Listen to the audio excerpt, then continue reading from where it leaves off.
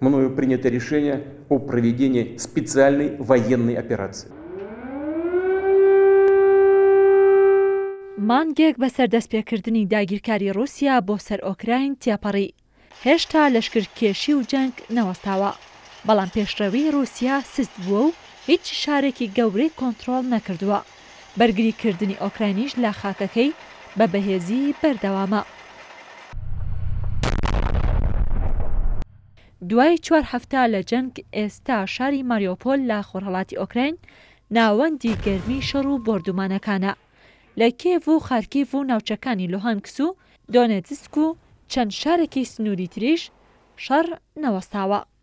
لەسەر دوایین پێشهاتا مەیدانیەکان لە پرسراوێکی باڵای وەزارەتی بەرگری ئەمریکا ڕایگەیاند ئۆکراینیەکان پاشەکشەیان با هێزەکانی رووسیا کردووە و 30 کیلۆمەتر لە خۆرهەڵاتی کیڤ گەڕاونەتەوە دواوە. بەوەش هێزی رووسیا 55 کیلۆمەتر لە خۆرهەڵات و باکووری خۆرهەڵاتی کێڤ دوورە، لە کاتێکدا پێشتر لە دووری 15 بۆ 20 کیلۆمەترەوە بووە. لە پرسراوەکەی وەزارەتی بەرگری ئەمریکا وتوێتی بابەتەکە ئەوە نییە کە رووسیا پێشڕەوی ناکات، بەڵکو هەوڵی پێشڕەوی نادەن و پێگەی بەرگری دروست دەکەن.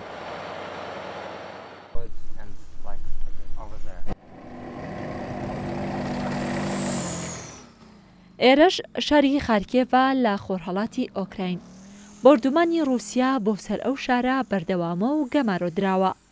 وێرانکاریەکانی گەورەش لە تەواوی ناوچەکە بەدی دەکرێت. هاوکات هێزەکانی رووسیا تەنها 15 کیلۆمەتر لە ناوەڕاستی خارکێڤەوە دوورن و ڕوبەڕووی بەرگریەکی بەهێز دەبنەوە لەلایەن هێزەکانی ئۆکراینەوە.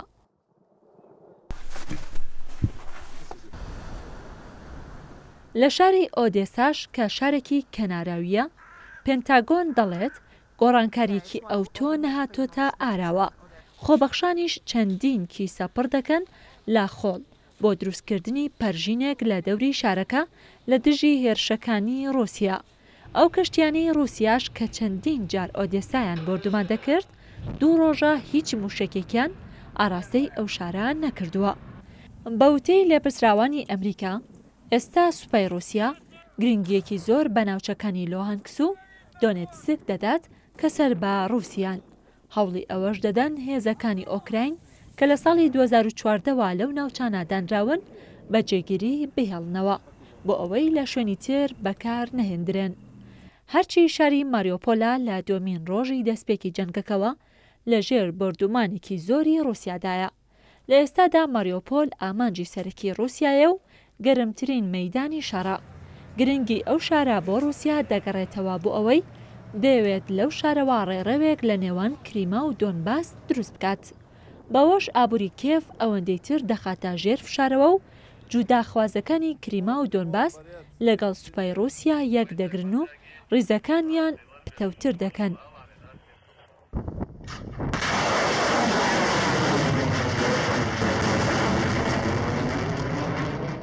شاری ماریۆپۆل هەموو دەخولەک جارێک لەلایەن رووسیاوە بۆردومان دەکرێت و ڕوبەڕووی نەبوونی خۆراک و کارەبا و ئاوی پاک بۆتەوە. تا ئێستاش 100,000 هاوڵاتی لەو شارە گیریان خواردووە و ڕوبەڕووی مەترسی برسێتی دەبنەوە.